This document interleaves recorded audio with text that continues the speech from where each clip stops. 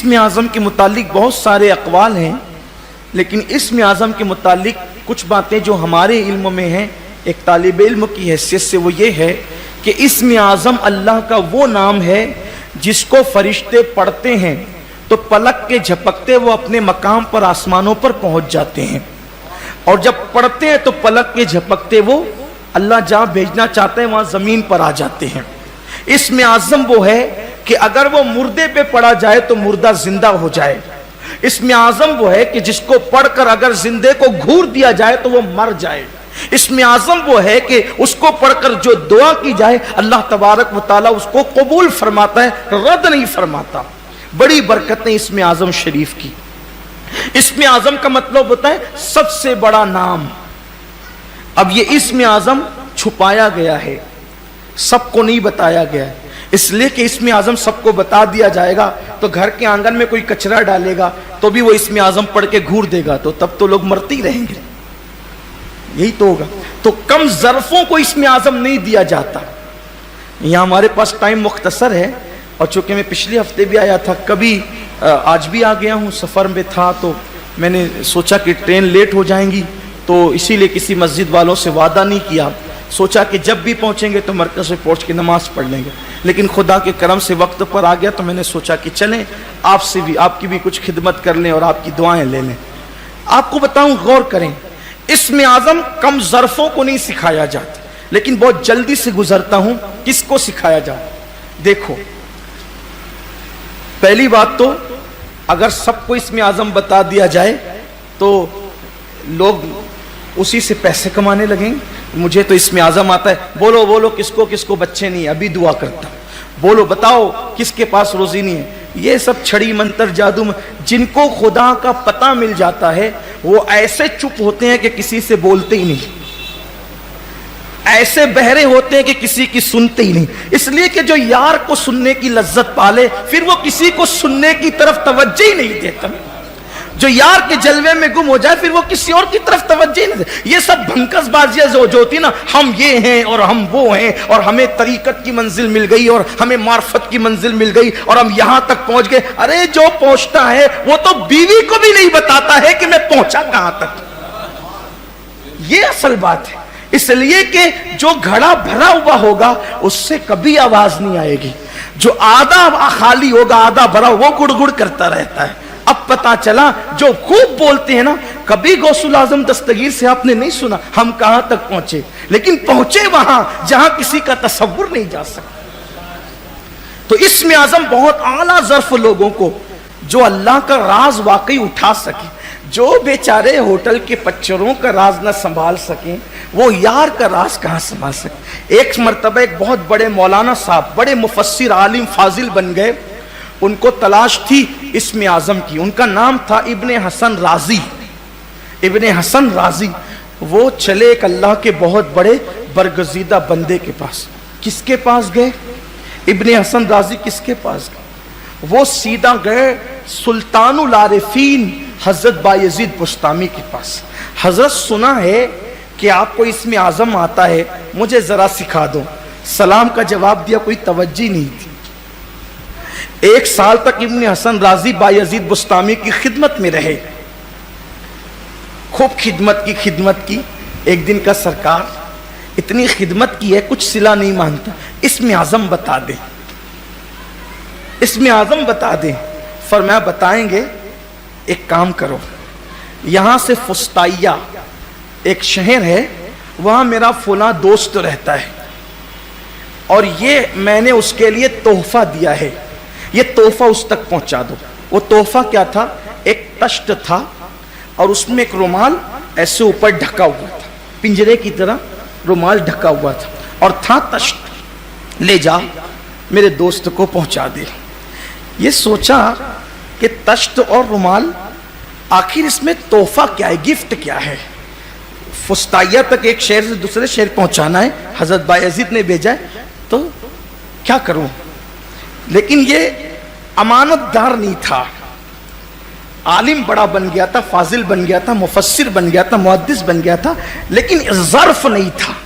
دیکھو، ڈگریاں ہونا اپنی جگہ ہے اور ظرف ہونا اپنی جگہ ہے، اسی لیے کبھی کبھی وہ अनपढ़ों को सीनों में इल्म डालकर विलायत की डिग्री दे देता है, क्योंकि ज़र्फ वाला होता है तो यूं सिखा देता है, और जिनके ज़र्फ वाला नहीं होते तो सारी जिंदगी पढ़ने पढ़ाने में गुजर जाती है, लेकिन कुछ मिलता नहीं, खाली आए थे खाली।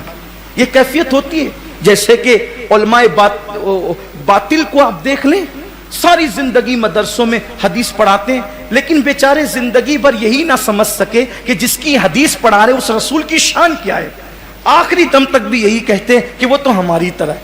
क्या ले गए, क्या मिला जिंदगी भर हदीस पढ़ने का? जिस हदीस वाले को समझा ही नहीं, क्या मिला? ये होता है, सब जिंदगी पढ़ने में गुजार दी, हुजूर की शान ही ना समझ सके तो क्या है, कुछ नहीं है। और बेचारा कुछ पढ़ता ही नहीं और हुजूर की शान ऐसे ही जानता है जैसे अल्लाह ताला ने बयान फरमाई है, तो फिर वो वहां पहुंचता है जहां वो नहीं पहुंचता। तो ज़र्फ वाला होना चाहिए। तो ज़र्फ वाला नहीं था, पढ़ा लिखा बहुत था। सोचा कि हजरत तो देख नहीं रहे ना बायजीद बुस्तामी, जरा चेक तो करूं कि है क्या, जरा चेक करूं है क्या। जैसी रुमाल उठाया, अंदर चूहा था, निकल के भागा। चूहा था, वो निकल के भागा। अब इसकी तो पोल खुली, क्योंकि अब वहां ले जाना है तोहफा, तोहफा तो है ही नहीं।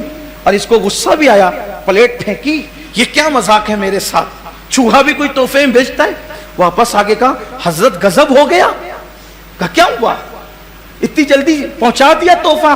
कहा मैं प्लेट और वो सब फेंक कर आए। कहा क्यों फेंका? कहा रास्ते में मैंने देखा, चेक किया तो उसमें चूहा था। चूहा भी तोहफे में भेजा जाता है? कहा तोहफा भेजना ही नहीं था, तुझे चेक करना था, इसलिए कि जो चूहे का राज नहीं छुपा सकता वो कुदरत का राज क्या छुपा सकता। उसको मैं इसमें आजम सिखाऊं, इसमें आजम उसको सिखाऊं जो मेरे राज को नहीं छुपा सकता, वो अल्लाह के राज को। जा यहां से, तू इसके काबिल नहीं है। और हिल्म कितना हो जिसके पास इसमें आजम हो। एक मुरीद को पता चला कि मेरे पीर साहब के पास इसमें आजम।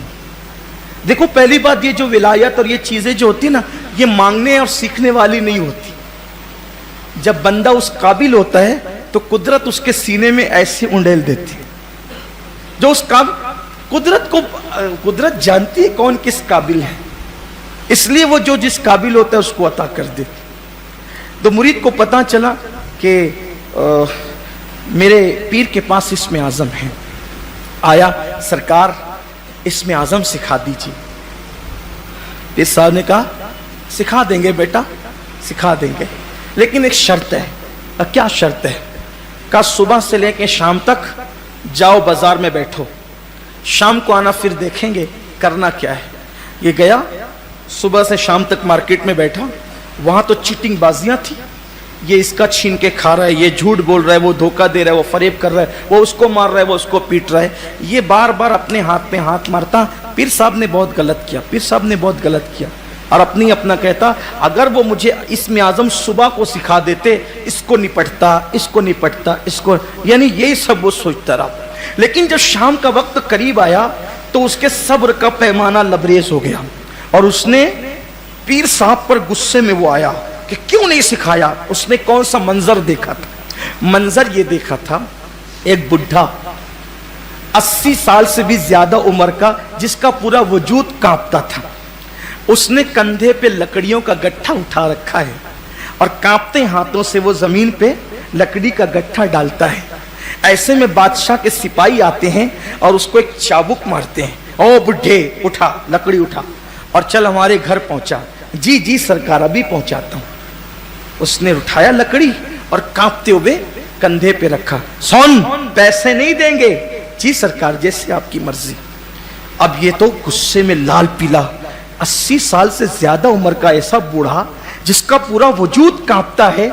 अरे मेरे पीर ने तो बहुत बड़ी गलती की, इसमें आजम नहीं बताया। कम से कम नहीं उन सबको छोड़ देता तो इन बदबख्तों से जरूर बदला लेता। कितना जुल्म कर रहे हैं बूढ़े पर, किस कदर उसको सता रहे हैं, उसके अंदर चलने की ताकत नहीं। अभी वो लेकर चला ही था, फिर पैर पे चाबुक पड़ा, जल्दी चल, हमें ताकीद गवारा नहीं है। जी सरकार, अभी चलता हूं। वो अपनी ताकत से बढ़ता रहा। उस वक्त उसने सोचा कि अगर आज शाम मेरे पीर ने मुझे इसमें आजम बताया, पहले इसमें आजम पढ़ के इन सिपाहियों के लिए बद्दुआ करूंगा। आया लाल पीला गुस्से में, सरकार आपने बहुत गलत किया, मुझे आपने इसमें आजम नहीं सिखाया। کہا بیٹا کیا ہوا, مسئلہ کیا ہے؟ کہا کہ صبح سے شام تک بیٹا بازار مارکیٹ میں ظلم چٹنگ بازیاں ہی ہو رہی ہے, اور یہ تو چھوٹی موٹی تھی جو میں برداشت نہ کر سکا, بڑی وہ جو شام کا معاملہ تھا. کیا تھا بیٹا؟ سب پورا واقعہ بتایا. پیر صاحب ہنسنے لگے, حضرت 80 سال کے بوڑھے پہ ظلم بتاتا ہوں اور آپ ہنستے ہیں؟ فرمایا بیٹا وہ جو 80 سال کا بڈھا تھا نا, جو چابک کھائے جا رہا تھا, اسی نے مجھے اسم اعظم سکھایا ہے. اسم اعظم اسی نے مجھے سکھایا ہے, وہ قطب ہے اس دور کا. تو کہا حضرت جب اس کو چابک پڑھتے ہیں تو میں اتنی ہمدردی کرتا ہوں کہ اسم اعظم پڑھ کے ان سپاہیوں کے لیے بد دعا کر دوں, وہ خود کیوں ان کے لیے بد دعا نہیں کرتا اور جی سرکار کہتا ہے؟ تو تب پیر نے فرمایا بیٹا جب صبر کا یہ مادہ سینے میں پیدا ہوتا ہے تب اللہ تعالیٰ لوگوں کو اسم اعظم عطا فرماتا ہے. یعنی اپنی ذات کے لیے بدلہ لینے کا بالکل انسان کے دل و دماغ سے خیال ہی نکل جائے تب اللہ تعالیٰ اسم اعظم سکھاتا ہے. اب بتائیں کون ہے ایسا؟